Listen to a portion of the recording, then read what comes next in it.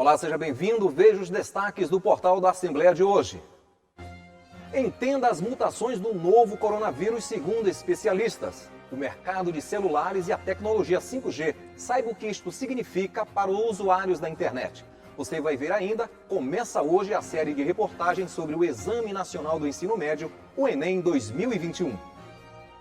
E mais, museus, teatros e pontos culturais da capital aos poucos estão abrindo as portas novamente, seguindo os protocolos sanitários. É agora no portal da Assembleia.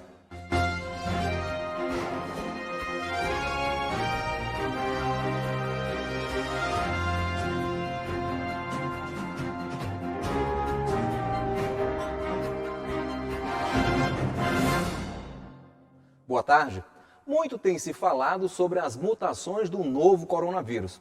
Embora mutações sejam frequentemente assustadoras na ficção científica, na realidade, para os especialistas, um vírus mutante é bastante normal. A cada replicação da Covid-19, por exemplo, ocorrem erros na cópia do genoma que podem ter um impacto mais ou menos importante no comportamento do vírus.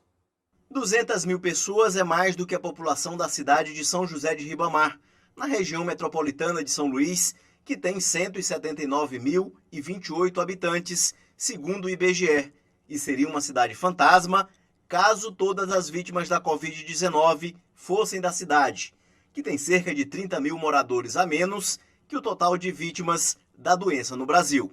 No Maranhão foram registrados 201.745 casos da Covid-19, 191.431 pessoas se recuperaram da doença, 4.549 perderam a vida na luta contra a Covid-19. 7 casos suspeitos de reinfecção pela Covid-19 estão sendo monitorados pelas autoridades sanitárias do estado. Outros 4 casos suspeitos já foram descartados. Os pacientes com a suspeita passam bem e não apresentam mais sintomas da doença.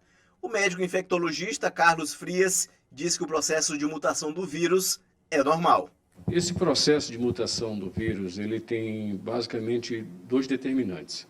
Ele tem fatores ambientais, que muitos nós não conhecemos ainda, e a própria biologia do vírus. Então, algumas famílias de vírus, como os coronavírus, como HIV1, HIV2 e o próprio vírus da gripe, né, o tão conhecido H1N1, H3N2, eles têm como característica serem altamente mutantes. Tanto é que a vacina da gripe é reproduzida todos os anos, no momento em que surgem novos espécimes, novas cepas virais.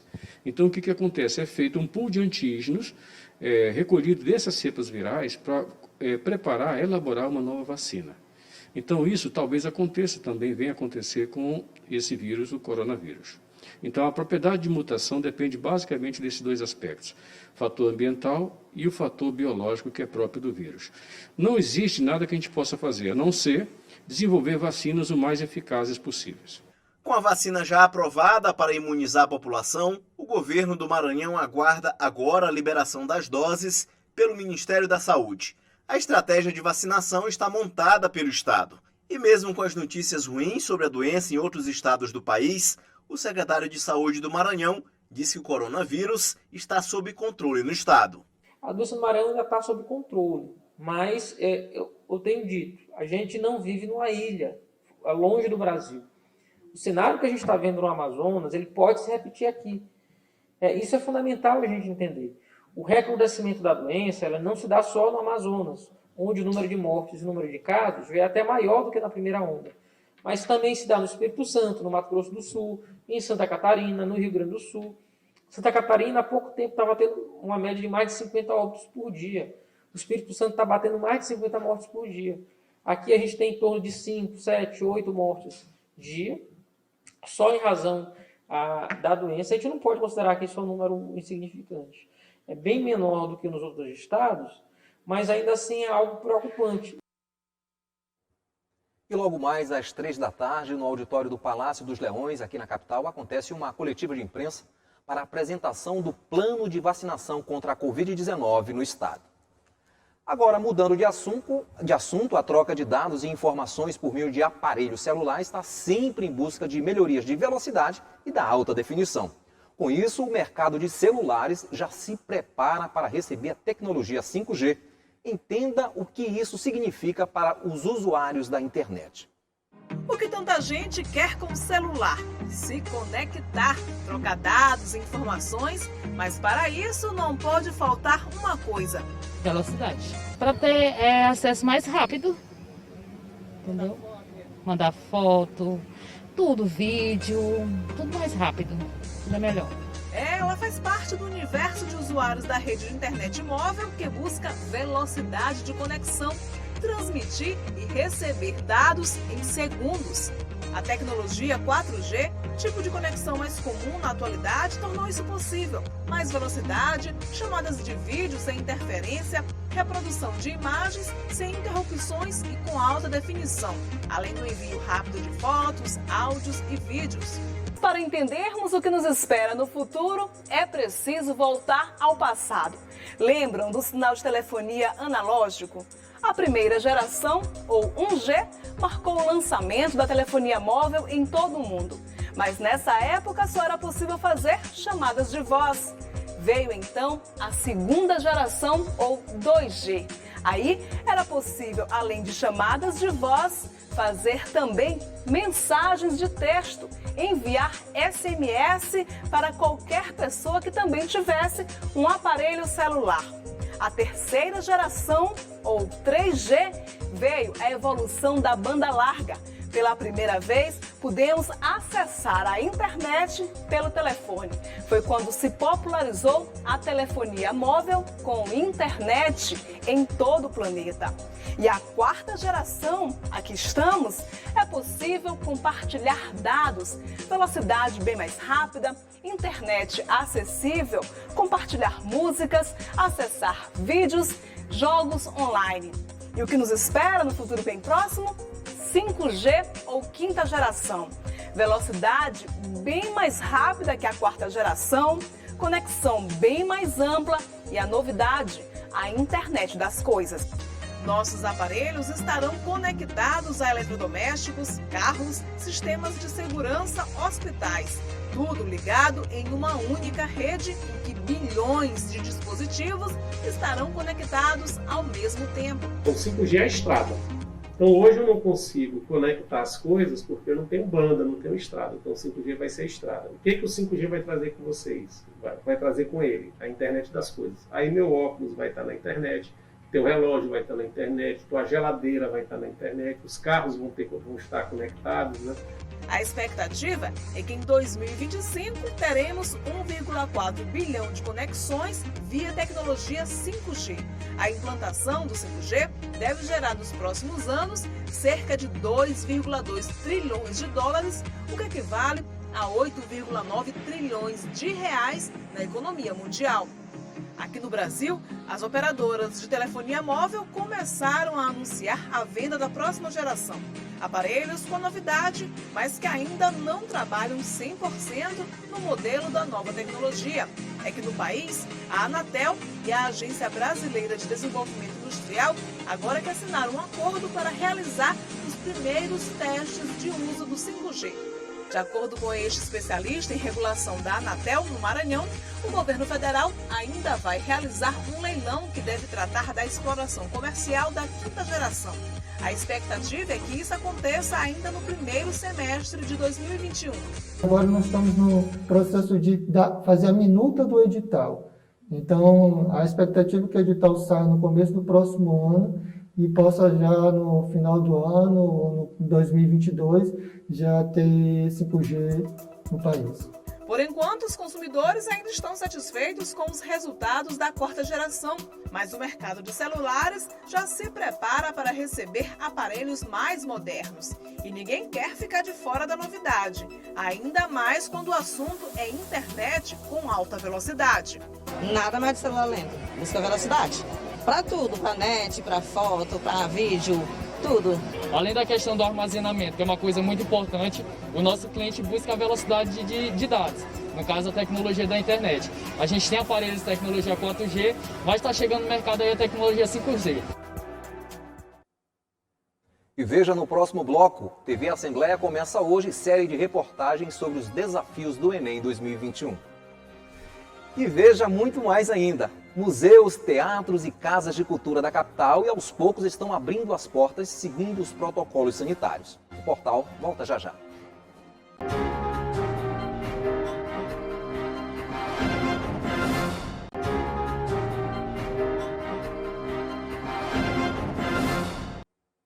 Estamos de volta e começa hoje na TV Assembleia a série de reportagens Enem na pandemia.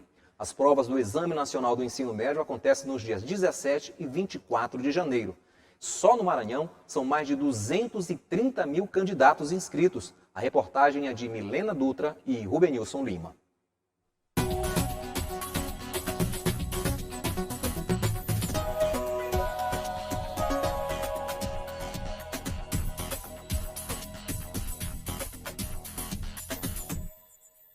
João vai enfrentar as provas do Enem. Quer fazer o curso de Direito da UFMA.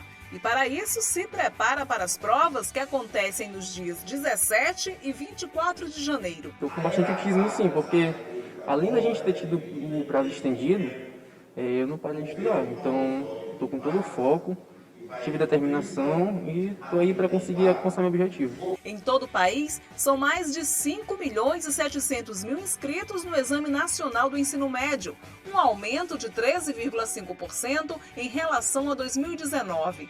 Somente no Maranhão, são 238.237 candidatos que vão no primeiro dia responder às provas de linguagens e códigos, questões de ciências humanas e a redação. No segundo dia, eles respondem às questões de ciências da natureza e matemática.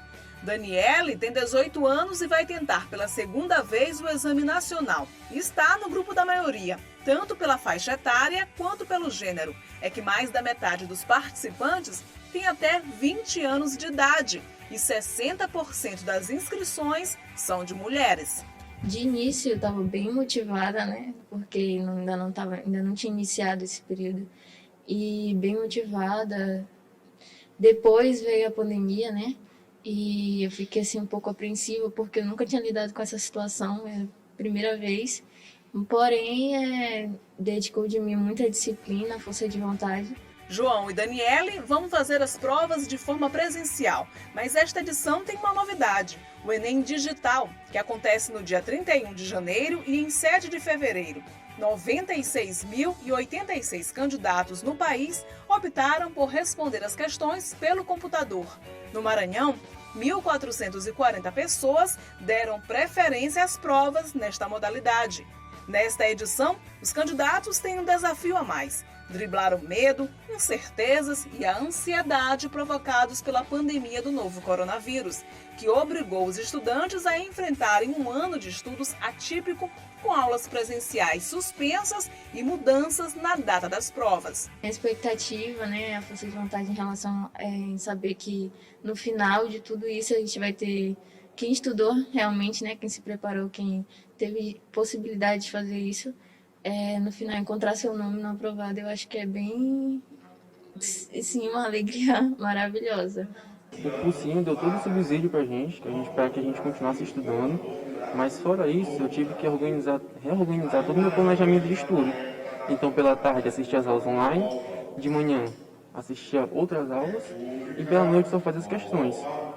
E também tinha as redações, eram 2 dias na semana. Então tudo isso foi suficiente para que eu pudesse me preparar e quando chegasse a época do Enem, eu saísse bem. Há poucas semanas, os estudantes retornaram à sala com o professor pertinho, que também teve que se reinventar para dar as aulas longe da turma, quando a forma presencial estava proibida. Foi um aprendizado também. Isso, na verdade, digamos que existem males que vêm para o bem. Então, por exemplo, o ensino a longa distância, via internet, via televisão, esse ensino saiu ganhando, se fortaleceu. Vamos dizer que entra num processo de consolidação. Com a proibição das aulas 100% presenciais, os cursinhos preparatórios tiveram que se reinventar. Este aqui, por exemplo, teve que preparar uma sala, uma espécie de estúdio com acústica e comprar equipamentos modernos para a produção de vídeos, produção de aulas online, para que os alunos não perdessem o ritmo da preparação para as provas do Enem. todo esse investimento teve que ser feito para poder dar um produto, uma aula de qualidade como se fosse no presencial, fazer com que o aluno ele esteja em casa, mas se sentindo dentro do presencial. O resultado das provas do Enem sai no dia 21 de março. E tudo que João e Daniele mais querem é estar entre os aprovados e mostrar que depois de enfrentarem um 2020 cheio de incertezas, todo esforço valeu a pena.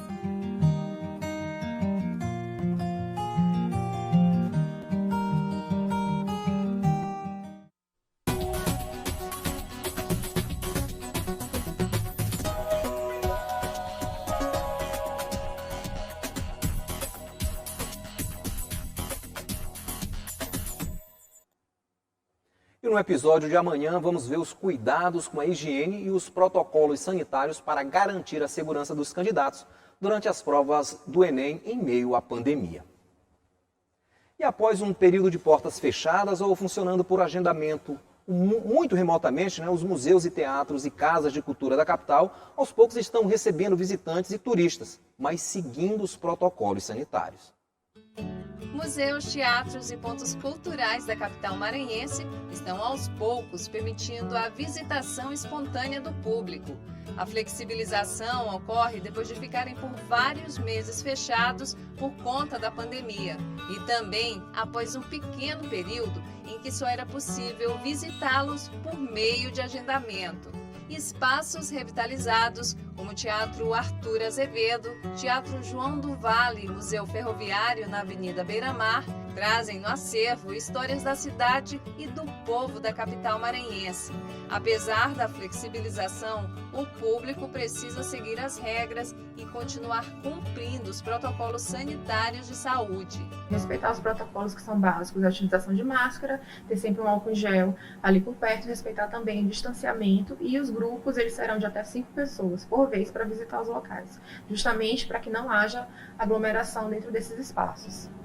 No Cafuá das Mercês, museu que conta a história dos escravos trazidos para o Maranhão em meados do século XVIII, estão disponíveis ao público um acervo composto por objetos de cultos religiosos, vestimentas e esculturas que também foram trazidas pelo povo da África. O Cafuá das Mercês fica no bairro do Desterro.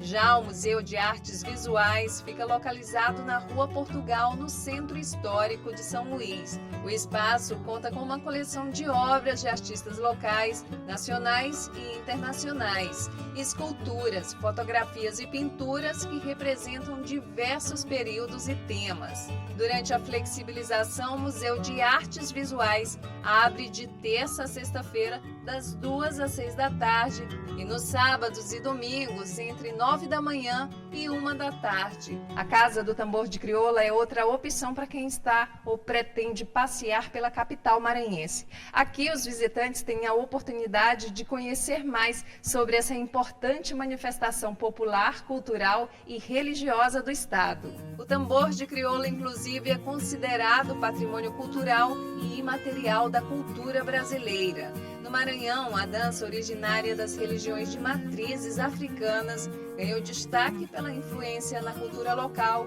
com a participação das mulheres coreiras, as vestes coloridas, a devoção a São Benedito e o contagiante toque dos tambores. O Igor veio com um pequeno grupo do Pará e, depois de tantos meses cumprindo as exigências impostas pela pandemia, está se sentindo mais à vontade para viajar e também para conhecer os espaços culturais da capital maranhense. Depois de um ano sem poder sair, a gente ficou meio que preso, agora meio que ainda se acostumando dessa nova maneira, mas conhecendo o Maranhão, conhecendo São Luís, e estou gostando bastante. Primeira vez que eu estou aqui e para mim está sendo muito bom agora estar aqui nesse espaço cultural,